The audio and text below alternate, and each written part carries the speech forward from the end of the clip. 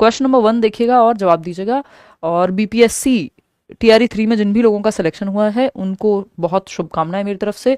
कोशिश रहेगी आप लोग फॉर्म फिल कर दीजिए, फॉर्म आपको मिला है टेलीग्राम पे, कि जुड़ करके डिस्कशन हो। और बहुत सारे लोगों ने ऑलरेडी शेयर कर भी दिया है अपना रिजल्ट, तो समझते हैं कहानी क्या है और फिर हम आगे बढ़ेंगे। देखिएगा, बताइए, जवाब दीजिए फटाफट से, फिर ही हम बढ़ेंगे आगे। बहुत ही बढ़िया, चलिए देखिए, तो अगर हम बात करते हैं यहाँ पे, अगर हम बात करते हैं यहाँ, डी ऑप्शन कह रहे हैं कई लोग, मैं साइड हो जाती हूँ ताकि आप पढ़ पाएं। लेंथी क्वेश्चंस होते हैं असर्शन रीजनिंग के, किसी भी टॉपिक से आ सकता है। अभिकथन और कारण, ठीक। स्टेटमेंट 1, इसमें 3 स्टेप की प्रोसेस है जिसको आप फॉलो करेंगे, है ना। वो 3 स्टेप प्रोसेस क्या है आपको पता होना चाहिए। आपको सिंपल जो है यहाँ पे चेक करना है क्या ए सही है, यानी असर्शन सही है, ये जो कथन है क्या ये सही है, ये है स्टेप 1। पढ़ेंगे स्टेटमेंट को, इससे डरना नहीं है, इस तरह के क्वेश्चन से आपने घबराना नहीं है। क्या ये सही है, येस और नो, क्या ये सही है या नहीं है। जब ये आप चेक कर लें, फिर आप स्टेटमेंट चेक करते हैं, एस जिसको कह रहे हैं, या आर रीजन कह देते हैं। स्टेटमेंट तो ये अपने आप में है, इसका कारण सही है या नहीं है, कारण एज अ स्टेटमेंट अपने आप में सही है या नहीं है, येस और नो, है ना। अगर ये भी सही है और ये भी सही है, तो क्या ये दोनों एक दूसरे के लिए सही है ना। ऐसा हो सकता है दो लोग आपस में अलग अलग सही हों लेकिन एक साथ सही ना हो। तो फिर आपको थर्ड स्टेप जो है वो लेना है, फाइनल स्टेप इस तरह के क्वेश्चंस में, क्या आर ए के लिए सही है। थर्ड स्टेप की जरूरत तभी पड़नी चाहिए जब आपको पता हो कि ए सही है, आर सही है, तो क्या दोनों एक दूसरे के लिए सही है। लेकिन अगर आपको शुरुआत में पता चल जाए कि ए गलत है और आर सही है, तो फिर थर्ड स्टेप पे जाने की जरूरत ही नहीं है, क्योंकि एक दूसरे की कंपैटिबिलिटी चेक नहीं करनी फिर हमें, कि एक दूसरे के लिए सही है या नहीं है। वो 36 गुण नहीं मिलाने हैं कुंडली लगा करके, जितने भी लोग विश्वास रखते हैं जो भी है, ठीक। तो वो नहीं करने की जरूरत पड़ेगी, क्योंकि दो लोग पहले ही सही नहीं है अपने अपने लिए ही, तो एक दूसरे के लिए सही तो क्या ही चेक करना, है ना। समझ पा रहे हो ना एग्जाम्पल से। तो ये एक कहानी है, और यहाँ पे अब आपको चेक करना है। इस बात से कवि का तात्पर्य ये है कि इस क्वेश्चन को पढ़ें और बताएं। आदर्शन यानी पहला स्टेप ए चेक करना है, cognitive development is influenced by both maturation and environmental interactions. यानी जो संज्ञानात्मक विकास होता है, दिमाग का विकास, संज्ञानात्मक मतलब थिंकिंग, रीजनिंग, प्रॉब्लम सॉल्विंग, जो भी काम दिमाग से हो रहे हैं उनका जो विकास है, संज्ञानात्मक विकास पे ही पियाजे और वाइगोत्स्की ने थियोरी दी है। तो संज्ञान का विकास यानी नॉलेज को कैसे बनाते हैं, ये मेच्योरिटी यानी परिपक्वता और पर्यावरण दोनों की ही अंतःक्रिया से होता है। ये बात एकदम सही है। मेच्योरिटी का मतलब यहाँ हेरिडिटी से है, तो हेरिडिटी एंड एनवायरमेंट के इंटरेक्शन से आपके दिमाग का विकास होता है। हाँ, यही तो 2 फैक्टर्स हैं और तो कोई तीसरा है भी नहीं। तो ये तो बात ट्रू है। अब हम आर चेक करेंगे। अकॉर्डिंग टू पियाजे, children passively receive knowledge from their surrounding without active involvement. यानी पियाजे कह रहे हैं कि बच्चे जो हैं वो ज्ञान को पैसिवली यानी निष्क्रिय रूप से ग्रहण करते हैं ज्ञान का। बच्चे बताइए फटाफट से, क्या बच्चे निष्क्रिय रूप से ज्ञान को ग्रहण कर रहे हैं, ये बताना है आपको। तो पियाजे बच्चों को पैसिव बिल्कुल नहीं रखेंगे। पियाजे एक रचनावादी व्यक्ति हैं, यानी कंस्ट्रक्टिविस्ट हैं, चाहे पियाजे हो चाहे वाइगोत्स्की हो, दोनों में से कोई भी बच्चों को निष्क्रिय रखने की बात नहीं करेगा, इतना आपको पता होना चाहिए। तो आर तो हो गया गलत, थर्ड स्टेप पे जाने की आवश्यकता ही नहीं है। जब पहला सही है, आर गलत है, खत्म, तीसरा स्टेप चेक ही नहीं करना। A is true but R is false, है ना। जब दोनों सही हो या दोनों गलत हो, दोनों सही हो, तभी हमें थर्ड स्टेप पे जाना होता है, अदरवाइज तो नहीं। तो ए सही है, आर गलत है, कि दोनों जो आपका संज्ञानात्मक विकास है जिसपे पियाजे वाइगोत्स्की ने थियोरी दी है, वो हेरिडिटी और एनवायरमेंट, हेरिडिटी हाईली रिलेटेड होती है, मैचुरेशन जो है आपकी आपके जेनेटिक्स से, आपकी हेरिडिटी से। तो इसको दूसरे शब्दों में हम मान सकते हैं कि हेरिडिटी की बात हो रही है। तो हेरिडिटी यानी आनुवांशिकता आपके जेनेटिक्स से संबंधित होती है। आपकी मैचुरेशन, परिपक्वता, दांत निकल रहे हैं, अपने आप निकल रहे हैं, आपकी हेरिडिटी में वो चीज कोडेड है, आपने कुछ नहीं किया दांत निकालने के लिए बच्चे के, ठीक। ये वाले दांत नहीं कि हंस के निकाल दिए, ठीक। फिर अगर हम बात करें एनवायरमेंट की, तो एनवायरमेंट का रोल अगेन फिर जितने भी जो भी न्यूट्रिशन आपको मिल रहा है, जैसी जलवायु में आप रह रहे हैं, दिल्ली में ना रहें बस जैसे हम रह रहे हैं, आंखों में इतनी जलन है एयर प्योरीफायर के बावजूद जिसकी हद नहीं है, क्योंकि पॉल्यूशन बहुत ही खतरनाक है इस समय पे, ठीक। तो हेरिडिटी और एनवायरमेंट का प्रोडक्ट है डेवलपमेंट, ये बात तो हम जानते ही हैं। कॉग्निटिव डेवलपमेंट में, संज्ञान के विकास में जितने भी काम दिमाग से होते हैं, thinking, reasoning, problem solving, language, decision making, imagination, attention, memory, perception, जो भी काम दिमाग से होते हैं वो सब आपके यहीं आ जाएंगे। सीडीपी के नोट्स अपडेट हो गए या नहीं? हो गए आज मैं चेक करके कल आपके साथ सीडीपी के जो अपडेटेड नोट्स हैं वो शेयर कर दूंगी। और पियाजे कभी भी या वाइगॉस्की भी कभी भी, पियाजे क्या है, रेडिकल कंस्ट्रक्टिविस्ट हैं, निष्क्रिय नहीं रखेंगे, बच्चे को रखेंगे एक्टिव, पियाजे और वाइगॉस्की दोनों ही। ठीक, वैसे भी जिस ऑप्शन में बच्चा एक्टिव नहीं है वो गलत ही है। ठीक, सिंपल बात। आगे बढ़ेंगे, क्वेश्चन नंबर 2 देखिएगा और जवाब दीजिएगा। ठीक, हाँ, कोई कह रहा है कोई पसंद भी नहीं करेगा क्या? आ जाओ इधर, बहुत इधर उधर की बातें करते हो। असर्शन अगेन स्टेटमेंट है आपका, Vygotsky's concept of the zone of proximal development. इसमें पूरा सिलेबस ही रिवाइज हो जाएगा आपका इन क्वेश्चंस में, क्योंकि लगभग हर टॉपिक से आपको ये 31 क्वेश्चन देखने को मिलेंगे, वो भी असर्शन और रीजनिंग के, क्योंकि किसी भी टॉपिक से ये आ जाते हैं क्वेश्चन। तो अभिकथन की जब हम बात करें तो वाइगॉत्स्की का संभावित विकास का क्षेत्र यानी ZPD, zone of proximal development, emphasises the importance of social interaction in learning, के सामाजिक अंतःक्रिया का महत्व है, सोशल इंटरेक्शन का महत्व है सीखने में, ये वाइगॉत्स्की कह रहे हैं। अब आपको ये बताना है कि ये बात सही है। हाँ, वाइगॉत्स्की की थियोरी का नाम ही है सामाजिक सांस्कृतिक सिद्धांत, सोशियो कल्चरल अप्रोच, और ये किस चीज की थियोरी है? दिमाग के विकास की। सही है। रीजन क्या है इसका? ZPD refers to the range of tasks a child can perform independently without any assistance. क्या ये बात सही है? ये बात एकदम गलत है, क्योंकि ZPD डिफरेंस है दोनों के बीच में, जो बच्चा स्वतंत्र रूप से अकेले कर सकता है और जो किसी की सहायता से कर सकता है, उन दोनों के बीच का अंतर ZPD है, जोन ऑफ प्रॉक्सिमल डेवलपमेंट है। तो A is true but R is false. तो तीसरा स्टेप यहां पे भी फॉलो करने की जरूरत ही नहीं पड़ी, क्योंकि दोनों में से एक भी गलत निकल जाए तो फिर थर्ड तो चेक करना ही नहीं है कि इसके लिए सही है नहीं है। थर्ड तो तब चेक करना है जब दोनों सही हो, A और R दोनों सही हो, तब थर्ड चेक करना है। तो C is the right answer. अच्छा, एक चीज बताओ, वो जो पोडियम अभी बीच में रखा हुआ था उसके साथ आपको कंफर्टेबल रहता है क्योंकि उसमें मैं बीच में खड़ी हो जाती हूं, या फिर ऐसे बिना पोडियम के? तो एक ऑप्शन देंगे राहुल जिसमें आप लिखेंगे विद पोडियम, या विद और यस और नो लिख देना आपको कि पोडियम को रखें या नहीं रखें। पहले नो लिखना फिर यस लिखना, ऐसे ही सही है। हाँ, तो पहले कि पोडियम रखें या नहीं रखें, उससे दिक्कत होती है या फिर फायदा होता है? यस और नो, पोडियम रखें या नहीं रखें ये बताओ। No, without, without, no, yes, no, बताओ एक बार। हाँ, बिग फैन ऑफ योर्स, अच्छा जी। और बताओ कुछ। हाँ, देखो एक बार थोड़ा स्लो बोला कीजिए। आप 0.5 कर लिया करो, इसकी जो स्पीड है कम करके, यूट्यूब में ऑप्शन होता है। अब इससे स्लो में क्या ही बोलूं, दिखाना कितने लोग क्या दे रहे हैं, मुझे दिखा दो ना, बातें बनानी है आपको भी। 64% कह रहे हैं नहीं लगाओ, मतलब आपको डिस्टरबेंस होता है उससे, ये मान लेंगे हम। तो यहाँ पे ए तो ट्रू था कि ZPD जो है वो social importance, emphasises the importance of social interaction in learning. हाँ भाई, ZPD के अंदर ही मोर नॉलेजेबल अदर आपको हेल्प देगा। स्कैफोल्डिंग कहाँ दी जाएगी? जोन ऑफ प्रॉक्सिमल डेवलपमेंट के अंदर। भाई आपका दायरा है कि आप सीटेट क्लियर कर सकते हैं, तो कहाँ हेल्प दे रही हूं मैं? मोर नॉलेजेबल अदर हो गई आपके लिए CDP में, आपके ZPD के अंदर। ये जो हेल्प है की प्रोसेस है टेम्परेरी, इसको स्कैफोल्डिंग कह रहे हैं। सब ZPD में सोशल इंटरेक्शन ही तो काम आ रहा है। तो ए तो ट्रू है बट R इज फॉल्स। आगे बढ़ेंगे नेक्स्ट क्वेश्चन पे। क्वेश्चन नंबर है 3।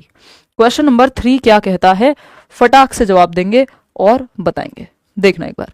क्वेश्चन नंबर 3 कहता है, असर्शन है यानी कथन, Gardner's theory of multiple intelligence suggest that intelligence is not a single entity but comprises multiple independent intelligences. यानी गार्डनर का बहुबुद्धि सिद्धांत ये कहता है कि बुद्धि एकमात्र इकाई नहीं है। मतलब क्या हुआ इस बात का? एकमात्र इकाई नहीं है, मतलब कोई सिंगल फैक्टर बुद्धि नहीं है, कोई IQ स्कोर बुद्धि नहीं है कि एक सिंगल एंटिटी है कि हर जगह वही लागू हो जाएगी। अगर मैं मैथ्स में अच्छी हूं तो मैं म्यूजिक में भी अच्छी होंगी, और मैं आपके साइंस में भी अच्छी होंगी, और मैं हर चीज में ही अच्छी होंगी। यानी कोई एक IQ स्कोर नहीं है, कोई एक सिंगल प्रकार नहीं है, कोई सिंगल एबिलिटी नहीं है, कोई सिंगल तत्व नहीं है बुद्धि। ये बात तो सही है, तभी तो उन्होंने मल्टीपल इंटेलिजेंस नाम की थियरी दी है, जिसको हम बहुबुद्धि सिद्धांत कहते हैं कि बुद्धि कई प्रकार की होती है ना। फ्रेम्स ऑफ माइंड नाम की 1983 में 1983 में इनकी बुक आई थी, जिसमें उन्होंने 8 प्रकार की बुद्धि, शुरुआत में 7 प्रकार की बात की थी, फिर आज की डेट में NCERT के अकॉर्डिंग 8 टाइप्स ऑफ इंटेलिजेंस है, 8 प्रकार हैं बुद्धि के। इंडिपेंडेंट 8 अलग अलग प्रकार हैं। कोई म्यूजिक में अगर AR रहमान की बात करें तो उनमें म्यूजिकल इंटेलिजेंस पाई जाएगी, विराट कोहली की बात करें तो काइंस्थेटिक इंटेलिजेंस पाई जाएगी, अगर हम डॉक्टर APJ अब्दुल कलाम की बात करें तो लॉजिको मैथमेटिको यानी साइंस में वो अच्छे थे तो उनके अंदर वो पाई जाएगी। तो अलग अलग लोगों में अलग अलग बुद्धि का प्रकार हो सकते हैं, और लोग अलग अलग तरीके से इंटेलिजेंट हो सकते हैं। जरूरी नहीं है कि IQ स्कोर जिसका अच्छा है, या फिर अगर हम बात कर रहे हैं आपका कि एक व्यक्ति है जो मैथ्स में अच्छा है तो वो हर चीज में अच्छा होगा। बुद्धि के अलग अलग प्रकार हो सकते हैं, ये कहते हैं आपके हार्वर्ड गार्डनर। रीजन क्या दिया है इस बात का? अब ये बात तो सही है, तो हमें अब आर भी चेक करना है। Traditional IQ test effectively measure all types of intelligences as per Gardner's theory. जो पारंपरिक आईक्यू टेस्ट चले आ रहे हैं, आईक्यू का फॉर्मूला आपको पता है MA/CA इंटू 100, यानी मानसिक आयु बटा वास्तविक आयु गुणा कर दिया 100 से और आईक्यू स्कोर आ गया। यानी मानसिक आयु मतलब जिस लेवल पे आपका दिमाग काम करता है, 12 साल का बच्चा है, दिमाग काम करता है 14 साल पे, नीचे लिखा 12 साल, 100 से कर दिया गुणा, आ जाएगा आईक्यू 133 या जितना भी आएगा, मतलब एवरेज से ऊपर है। तो ये जो ट्रेडिशनल आईक्यू टेस्ट हैं, ये प्रॉपर तरीके से सभी प्रकार बुद्धि के माप लेते हैं, ये बिल्कुल गलत है। गार्डनर ने इस बात को एकदम सिरे से नकारा है कि जो आईक्यू टेस्ट है वो एकमात्र तरीका है आपकी बुद्धि के लेवल को बताने का, या बुद्धि के सारे प्रकार जो है आईक्यू टेस्ट माप लेगा। नहीं, आईक्यू टेस्ट जनरली वैसे तो कल्चर बायस होता है इनमें, यानी सांस्कृतिक बायस पाया जाता है, ज्यादातर वेस्टर्न कंट्रीज इसको डेवलप करते हैं, उसी तरह के क्वेश्चंस उसमें होते हैं। दूसरा, आईक्यू टेस्ट में स्कोर उन लोगों का बेहतर होता है जिनकी एनालिटिकल एबिलिटी, विश्लेषणात्मक क्षमता बेहतर होती है। लॉजिकल एबिलिटी, मैथ्स में साइंस में अच्छे होंगे, एनालिसिस बेटर कर पाएंगे, है ना। मेरी एक फ्रेंड ने, उनका आईक्यू 145 उन्होंने मेरे को बताया, और मैंने उनको यही बात एग्जैक्टली कही जब तक, क्योंकि मुझे पता था वो मैथ्स में अच्छी हैं, कि लॉजिकल एबिलिटी और मैथमेटिक्स अच्छा है उनका, एनालिटिकल एबिलिटीज अच्छी हैं, तो आईक्यू स्कोर उनका बेटर आएगा। फिर उन्होंने बताया कि हाँ 145 है, तो 145 का मतलब जीनियस वाला आईक्यू हो गया। तो आईक्यू, लेकिन आईक्यू सब कुछ नहीं है। हम यहां ये कहने की कोशिश कर रहे हैं कि आईक्यू एक एस्पेक्ट को आपके देख रहा है, पूरी तरह से हर प्रकार की बुद्धि को नहीं कर लेगा कि आप म्यूजिक में भी अच्छे होंगे, आप साइंस में भी अच्छे होंगे। हो सकता है कि आपका आईक्यू स्कोर उतना अच्छा ना हो, लेकिन आप क्रिकेट में बहुत अच्छे हो, आपके अंदर काइनेस्थेटिक एबिलिटी हो। बात सही है नहीं है? तो ये कहना कि सभी प्रकार की बुद्धि मेजर कर लेता है आईक्यू, तो एकदम गलत, बेवकूफीपूर्ण जो है कंक्लूजन होगा, बहुत बुद्धि वाला कंक्लूजन नहीं होगा ये कहना कि बुद्धि जो है सिर्फ आईक्यू है। ठीक, तो ए तो सही है यहां पे, लेकिन आर गलत है। तो A is true but R is false. सही है बात या नहीं है? ए सही है लेकिन आर गलत है, क्योंकि ये अपने आप में गलत हो गया ना। जो ट्रेडिशनल आईक्यू टेस्ट है उन्हीं को अगर हम स्कूल, या सिर्फ गिफ्टेडनेस भी 3 प्रकार की है कि व्यक्ति इंटेलेक्चुअली ब्राइट हो सकता है, यानी पढ़ने लिखने में अच्छा हो सकता है, टैलेंटेड हो सकता है, किसी कोई विशेष टैलेंट हो सकता है व्यक्ति में, वो भी गिफ्टेड है, और क्रिएटिविटी, कुछ नया करने की क्षमता हो सकती है, वो भी गिफ्टेड है। तो गिफ्टेडनेस या इंटेलिजेंस का मतलब सिर्फ हाई आईक्यू स्कोर नहीं है। ये बात गार्डनर कह रहे हैं और बहुत सारे मनोवैज्ञानिक कहते हैं जो मॉडर्न सोच पे आधारित हैं। क्वेश्चन नंबर 4 देखिएगा और बताइएगा। अच्छा, इस बीच एक क्वेश्चन और बता दो कि आईक्यू का जो कॉन्सेप्ट है वो किसने दिया है और कब आया था ये, है ना। पेपर में क्वेश्चन 2018 में पूछा जा चुका है। तो कॉन्सेप्ट ऑफ आईक्यू, मैं फॉर्मूला नहीं पूछ रही हूं आपसे, कब करना पोल में जवाब, पहले यहां आ जाओ। फॉर्मूला नहीं पूछ रही हूं मैं आपसे, फॉर्मूला ऑफ आईक्यू किसने दिया, सूत्र किसने दिया, ये नहीं पूछ रही हूं। आईक्यू का कॉन्सेप्ट, संप्रत्यय कहां से आया, किसने दिया कॉन्सेप्ट ऑफ आईक्यू, ये मैं आपसे पूछने का प्रयास कर रही हूं। फटाफट से बताएंगे।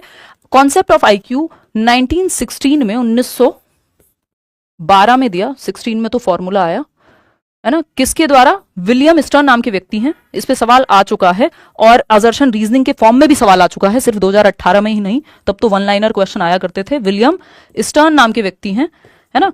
ये 2-3 बातें हैं, आज मैं बैच में भी समझा रही थी और अभी फिर से डिस्कस कर लेते हैं। 1916 में जाकर के फिर आपका लुईस टर्मन कह देते हैं हिंदी में, लुईस टर्मन ने फॉर्मूला दिया किसका? आईक्यू का। बात सही है नहीं है? फटाफट से बताओ। ठीक, फॉर्मूला ऑफ आईक्यू देने वाले व्यक्ति हैं लुईस टर्मन। आईक्यू का कॉन्सेप्ट, संप्रत्यय आईक्यू होता क्या है, यह बात विलियम स्टर्न ने की है। मेंटल एज, फॉर्मूला क्या है आपको पता होना चाहिए, MA/CA इंटू 100, यानी मावा से याद रख लेते हैं हम इसको, मानसिक आयु बटा वास्तविक आयु गुणा कर दिया 100 से। मानसिक आयु क्या होती है वो मिलेगी पेपर में, या फिर निकालने को कहेगा, बाकी 2 चीजें दी होंगी और तीसरी आपको निकालनी होगी। तो या तो आईक्यू पूछ लेगा या फिर आपको मानसिक आयु दे देगा। मान लो 16 साल का बच्चा है जिसकी मानसिक आयु है 12 साल, तो इसका मतलब उम्र से पीछे चल रहा है बच्चा, तो 100 से कम आएगा आईक्यू औसत से। ठीक, तो ये जो मेंटल एज है ये दिया था एल्फ्रेड बिने ने 1908 के अराउंड। एल्फ्रेड बिने, ये 3 अलग अलग लोग हैं आईक्यू से जुड़े हुए, इसको आप ध्यान रखेंगे कि जो मेंटल एज का कॉन्सेप्ट है वो दिया है एल्फ्रेड बिने ने, जो आईक्यू का कॉन्सेप्ट है वो दिया है इन्होंने विलियम स्टर्न ने, और फॉर्मूला ऑफ आईक्यू जो है वो लुई टर्मन ने दिया है। इतनी बात क्लियर है? कोई दिक्कत परेशानी दर्द समस्या इस बात को समझने में हो रही हो तो बता दो। अगेन मैं रिपीट कर देती हूं, कॉन्सेप्ट आईक्यू का संप्रत्यय क्या होता है 1912 में विलियम स्टर्न ने बात की इसके बारे में।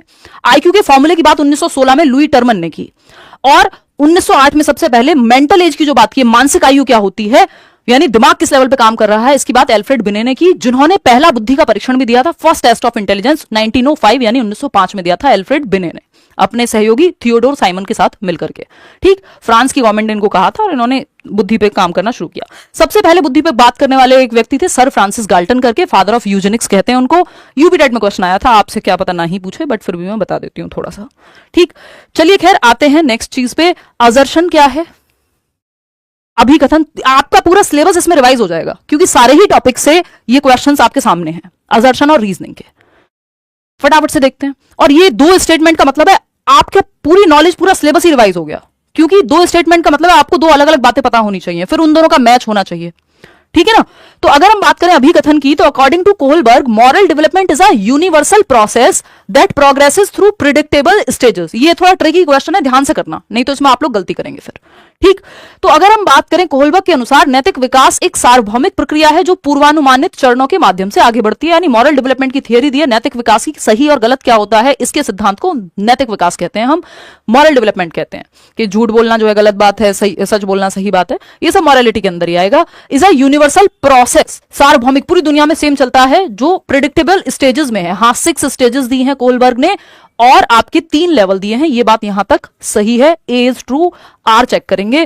Kohlberg acknowledged that moral development is influenced by culture as different societies में emphasise different values that affect moral reasoning. यानी कोहलबर्ग ने स्वीकार किया कि नैतिक विकास संस्कृति से प्रभावित होता है क्योंकि विभिन्न समाज नैतिक तर्क को प्रभावित करने वाले विभिन्न मूल्यों पर जोर देते हैं। यानी संस्कृति जो है, इसमें कलेक्टिविस्ट कल्चर है कुछ, जैसे भारत, तो हम बात करते हैं ना साथ लेके चलने की, कि हमारे माँ बाप होंगे, यहां इंडिया में कम है ये कल्चर इस चीज का कि गलत माना जाता है कि माँ बाप को आप कहां छोड़ के आ रहे हैं, वृद्धाश्रम छोड़ के आ रहे हैं, चाहे मजबूरी में। ये मैं एग्जांपल बहुत बार देती भी हूं, गांव में तो ये चीज बहुत कम देखने को मिलेगी, शहरों में फिर भी मिल जाएगी। चाहे मजबूरी में ही ध्यान रख रहे हो या घर में रख रहे हो माँ बाप को, लेकिन वो समाज के डर से रख रहे हैं। वो सही और गलत उनका है या नहीं है वो अलग कहानी है, लेकिन बाहर की कंट्रीज में 18 साल के बाद या रेयर है कि कोई आपको माँ बाप इवन बच्चों के घर में भी रहते हुए नजर आए, बुढ़ापा छोड़ दीजिए, वैसे भी जब वो अडल्ट हैं। तो ये कल्चर इंडिविजुअलिस्टिक कल्चर है क्योंकि वहां व्यक्तिपरक कल्चर है, संस्कृति है, हमारे यहां कलेक्टिविस्ट है। ठीक, या और भी एशियन कंट्रीज जो हैं, जैसे कि आपका जो भी एशिया में जो बाकी कंट्रीज हैं, ये क्या हो गया, कल्चर स्पेसिफिक बात हो गई। कल्चर स्पेसिफिक बोले तो सांस्कृतिक, संस्कृति का सही और गलत पे प्रभाव पड़ेगा। सही और गलत क्या है, ये अलग अलग कल्चर में अलग अलग हो सकता है। स्टेजेस फिक्स हैं, लेकिन स्टेजेस 6, जो 6 स्टेजेस हैं वो दुनिया भर में फिक्स हैं कोहलबर्ग की नैतिक विकास की।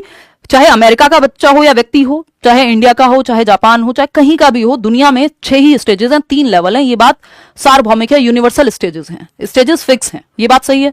लेकिन कह रहे हैं रीजन में कि Kohlberg acknowledged that moral development is influenced by culture as different societies में emphasise different values that affect moral reasoning.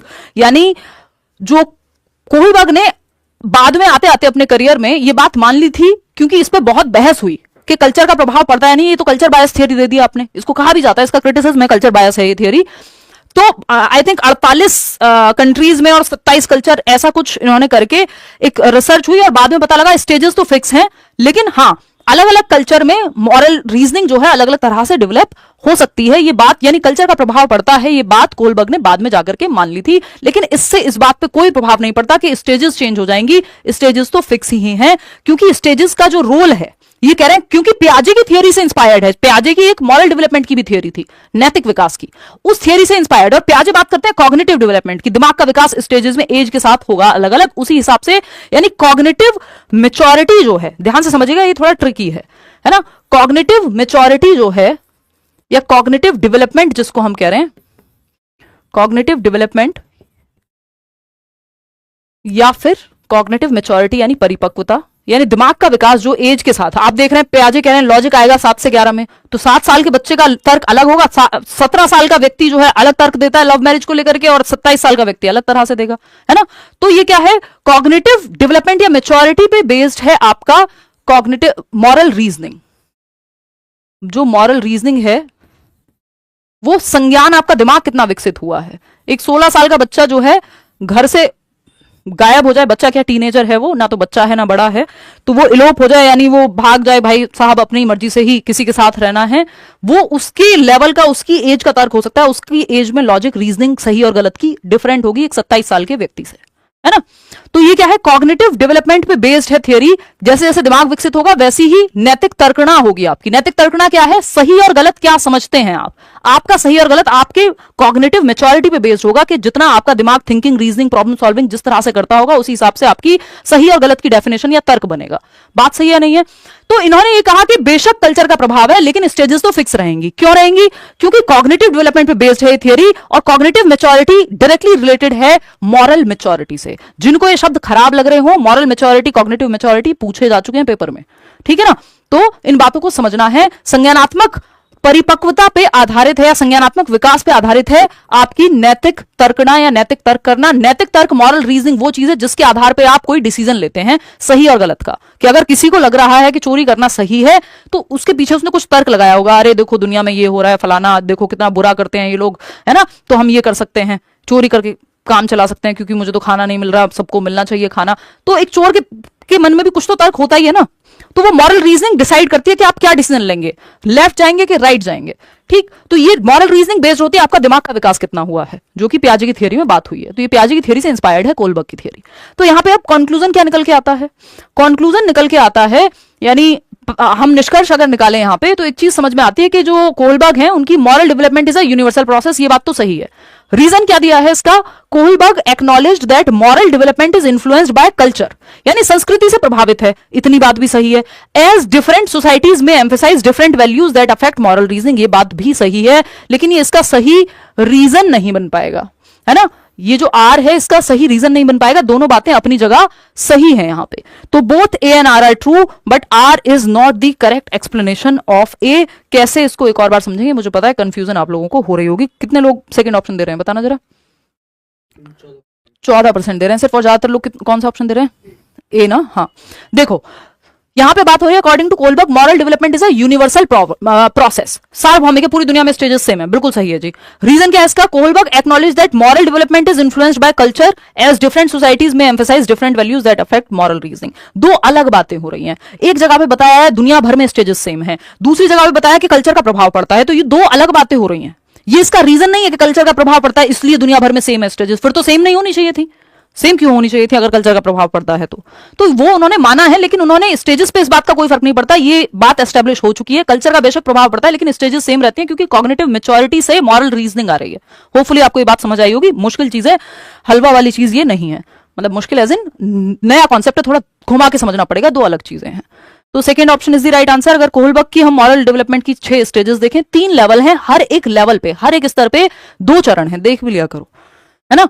तो अगर हम बात करें यहां पे तो 2 चरण है हर एक स्तर पे। पहला लेवल है जो लगभग आपका जो 10 साल तक का बच्चा लगभग इसमें रहता है, कि वो पहले लेवल पे सिर्फ कॉन्सिक्वेंस देखता है कि अगर किसी चीज से डांट पड़ेगी या पनिशमेंट मिलेगी तो वो काम गलत है, जिस चीज से पनिशमेंट ना मिले वो काम सही है, ठीक। तो ओबीडियंस एंड पनिशमेंट, यानी पहले में वो रूल्स को फिक्स मानता है और दंड से बचने के लिए आज्ञा का पालन करता है। सेकेंड है आपका वो mutual exchange, tit for TET, मतलब मैंने तेरे को लंच खिलाया है, तुझे भी मुझे कल लंच खिलाना पड़ेगा, टिट फॉर टैट है। तूने मेरे पेंसिल लिए, मेरे को पेन दे अब, है ना, ये है tit for tat. You scratch my back and you I will scratch yours, give and take है बेसिकली सेकंड पे। फिर आता है आपका थर्ड और फोर्थ स्टेज जो लेवल 2 के अंदर आती है। यहां पे गुड बॉय नाइस गर्ल जो थर्ड स्टेज है कि अच्छा लड़का अच्छी लड़की उसको शाबाशी मिलेगी, आपके माँ बाप आप पे गौरवान्वित महसूस करेंगे, प्राउड महसूस करेंगे, इसलिए आपको कोई काम करना है। तो ये थर्ड स्टेज है, good boy nice girl orientation.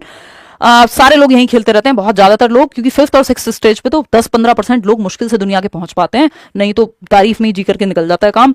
Next है फोर्थ, रिस्पेक्टिंग अथॉरिटी, यानी ये जो सेकंड लेवल है बेसिकली, सिर्फ तारीफ नहीं, फोर्थ स्टेज भी है, यानी आप rules are fixed, laws are fixed, तो नियमों का पालन करना है, ये है fourth stage. No matter what, आपको रेड लाइट नहीं ब्रेक करनी चाहिए क्योंकि वो नियम का उल्लंघन है।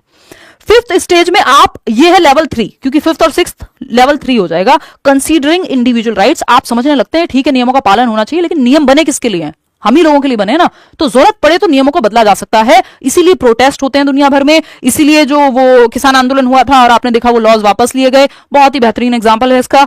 तो ये क्या है, सोशल कॉन्ट्रैक्ट ओरिएंटेशन बोलते हैं इसको, जहां पे आप इंडिविजुअल राइट्स का भी, व्यक्ति के भी अपने अधिकार हैं, बेशक समाज का एक नियम है।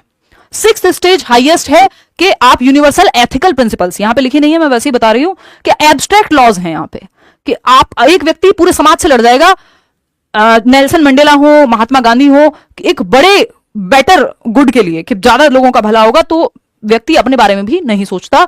ये एक बेसिक सी बात है।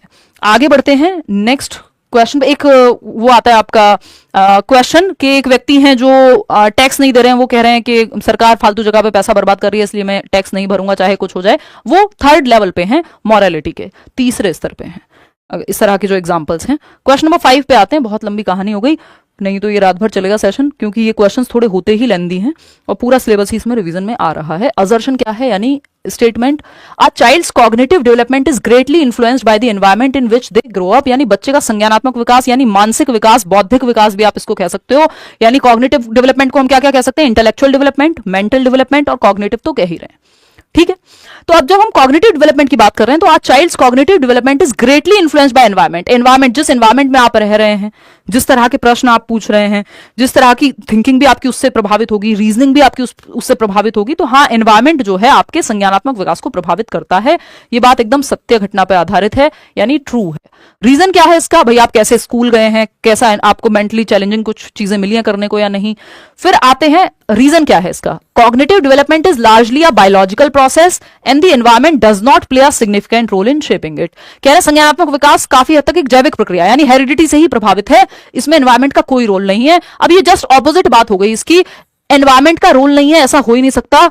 डेवलपमेंट में हेरिडिटी और एनवायरनमेंट दोनों का रोल है, और क्योंकि कॉग्निटिव डेवलपमेंट काफी हद तक प्रभावित होता है आपके एनवायरनमेंट से, जो भी एक्टिविटीज आप कर रहे हैं। बेशक आपको मान लो आईक्यू अच्छा मिला है, लेकिन आपको माहौल ही अच्छा नहीं मिला, आपकी thinking, reasoning, problem solving, decision making, attention, memory, perception, decision making, इन सबको बेहतर होने का मौका ही नहीं मिला। आपको वो स्कूल नहीं मिला, आपको वो माहौल नहीं मिला जहां चर्चा का माहौल मिलता। आप कहां से साइंटिस्ट बन जाएंगे, कहां से डॉक्टर एपीजे अब्दुल कलाम बन जाएंगे, यदि वो उस पूरी प्रक्रिया से ना गए होते, पढ़ाई नहीं की होती। तो एनवायरमेंट इंपॉर्टेंट हो जाता है, ठीक। तो A is true but R is not true. तीसरा स्टेप खत्म ही हो गया कि आपको आर ए के लिए सही है या नहीं है, वो तो चेक ही नहीं करना, क्योंकि दोनों में से एक भी गलत निकल गया तो थर्ड स्टेप पे जाना ही नहीं है। सिंपल 3 स्टेप प्रोसेस है इन क्वेश्चंस को करने की। चेक करो ए सही है, अच्छा ए सही है, फिर आर सही है। अगर आर सही है तो क्या थर्ड स्टेप है आर ए के लिए सही है। ये 3 स्टेप हैं। अगर दोनों सही नहीं है तो फिर तीसरे स्टेप पे जाना ही नहीं है। Simple, A is true but R is false. Third option जो है वो सही हो जाएगा, 1 नंबर आपको दिला देगा। आगे बढ़ते हैं क्वेश्चन नंबर 6 पे। ये क्या कहता है भाई, क्वेश्चन नंबर 6 देखिएगा और समझिएगा। क्वेश्चन नंबर 6 कहता है, स्टेटमेंट है A, a good teacher must possess the ability to create a positive classroom atmosphere, यानी एक अच्छे शिक्षक में सकारात्मक कक्षा वातावरण क्रिएट करने की या बनाने की क्षमता होनी चाहिए। यानी जहां माहौल अच्छा हो, कॉन्ड्यूसिव हो। इस पॉजिटिव को अगर मुश्किल बनाना हो क्वेश्चन को तो कॉन्ड्यूसिव लिख सकते हैं। समृद्ध वातावरण क्रिएट करने की, बनाने की क्षमता होनी चाहिए। समृद्ध वातावरण की रचना करने की क्षमता टीचर में होनी चाहिए, यानी जहां बच्चे को इंटरेस्ट आए, बच्चा अपनी बात कह पाए, मोटिवेटेड भी होगा फिर। तो ये बात तो सही है एकदम, अच्छा एनवायरनमेंट देना चाहिए आपको, बच्चे को कॉन्ड्यूसिव एनवायरनमेंट देना चाहिए। ट्रू है ये बात। रीजन चेक करते हैं इसका। आर क्या है, a positive classroom atmosphere helps in improving the motivation of students to learn, यानी एक सकारात्मक कक्षा का वातावरण यदि कॉन्ड्यूसिव होगा, बेहतरीन होगा, बच्चे के पक्ष में होगा, जहां उसको फलने फूलने का मौका मिल रहा है, बच्चा अपनी प्रश्न पूछ सकता है, एक्टिविटी कर सकता है, अच्छा एनवायरमेंट है, तो इससे क्या होगा, हेल्प मिलेगी improving the motivation of students to learn. बच्चों की सीखने की अभिप्रेरणा बेहतर हो जाएगी, यानी उनकी सीखने की इच्छा बढ़ जाएगी, आंतरिक अभिप्रेरणा भी बढ़ेगी, ओवरऑल मोटिवेशन बढ़ेगी, चाहे इंटरनल हो एक्सटर्नल हो। तो ये बात सही है। अगर अच्छा एनवायरनमेंट है तो आपका उस क्लास में मन लगता है जो क्लास में टीचर अच्छे से मेहनत करे, जैसे आप में से बहुत सारे लोग इस क्लास में भी कहते हैं ये बात। तो ए एंड आर दोनों ही सही है, ए इज ट्रू और आर इज ट्रू। क्या आर ए के लिए सही है? हाँ बिल्कुल सही है कि अगर पॉजिटिव एनवायरनमेंट होगा तो बच्चों की इच्छा बढ़ेगी, मोटिवेशन बढ़ेगी, मोटिवेटेड होंगे सीखने के लिए, तो इसलिए करना चाहिए। क्यों करना चाहिए? क्योंकि मोटिवेटेड होंगे, सही है। तो both A and R are true and R is the correct explanation of A. First option is the right answer, दोनों सही हैं और आर ए की सही व्याख्या है। सही है बात। आगे बढ़े, नेक्स्ट देखिएगा क्वेश्चन नंबर 7। क्या कहना चाहता है कवि क्वेश्चन नंबर 7 में, आई मीन एग्जामिनर या क्वेश्चन पूछने वाला व्यक्ति।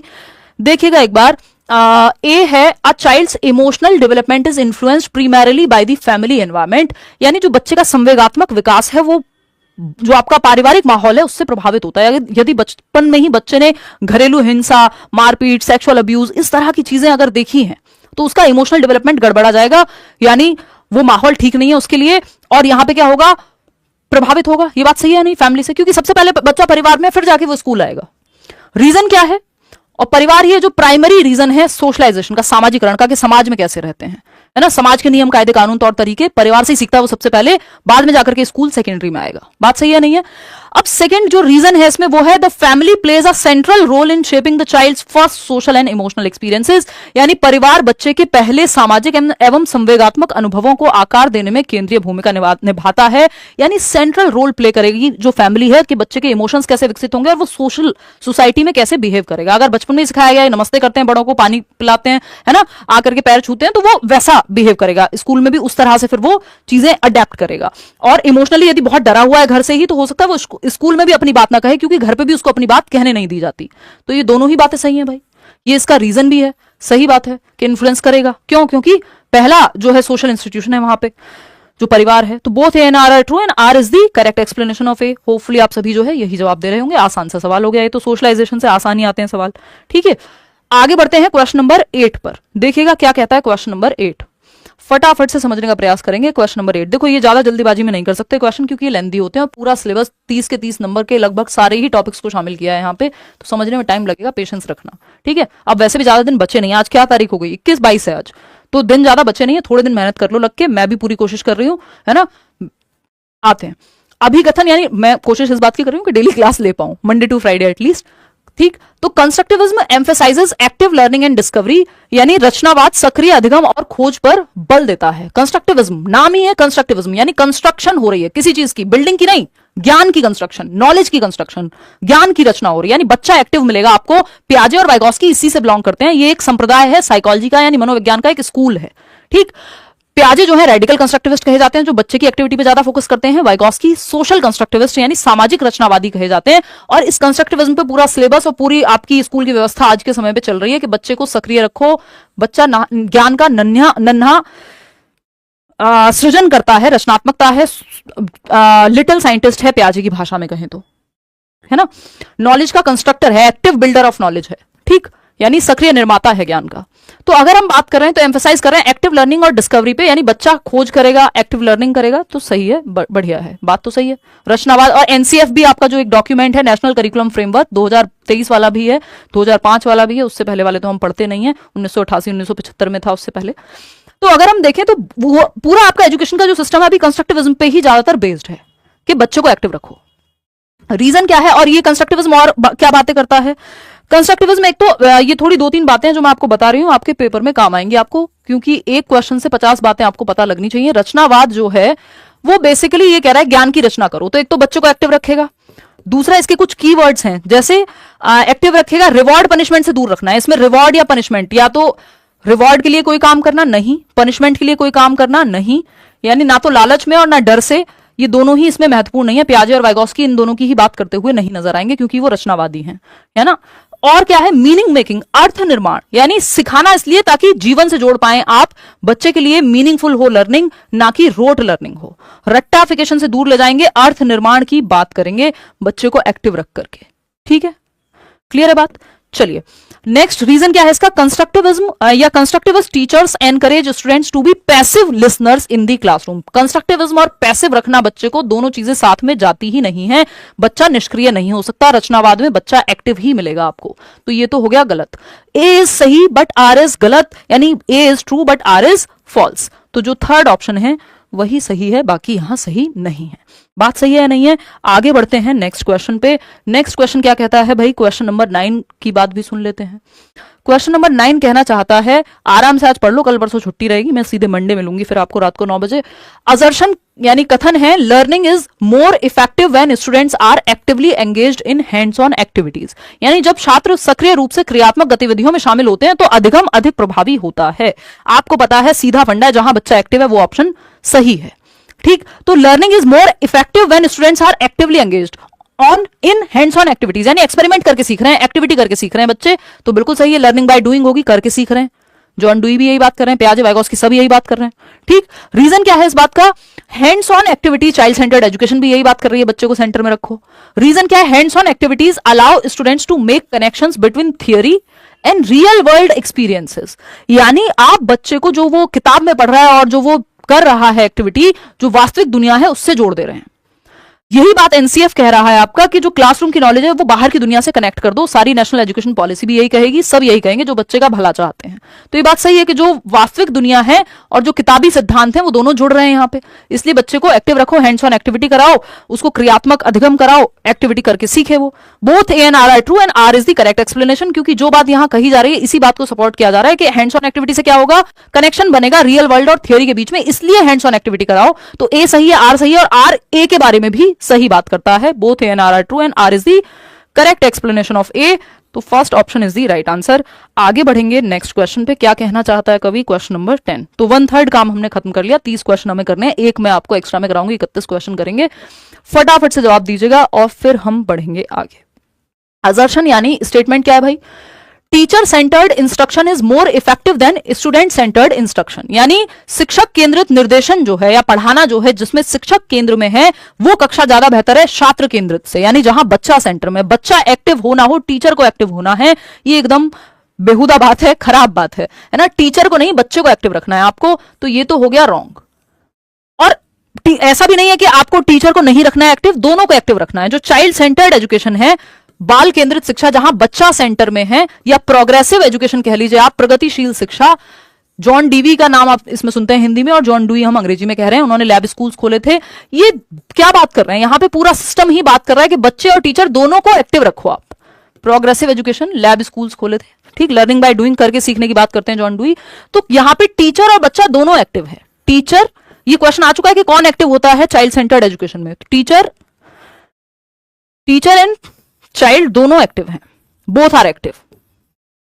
ऐसा नहीं सिर्फ बच्चा एक्टिव है, बच्चे को सेंटर में रख के सारी एक्टिविटीज प्लान हो रही हैं, लेकिन टीचर भी एक्टिव है, दोनों एक्टिव हैं। ग्रुप बने हुए हैं जहां बीच में टीचर भी है, कहीं पे जहां जरूरत पड़ती है टीचर भी एक्टिव है ना। टीचर सेंटर्ड वो है जहां सिर्फ टीचर एक्टिव है, हमको बच्चा भी एक्टिव चाहिए और टीचर भी एक्टिव चाहिए। तो ये बात तो गलत हो गई कि टीचर सेंटर्ड रखो, ये तो गलत है, चाइल्ड सेंटर्ड चाहिए हमको।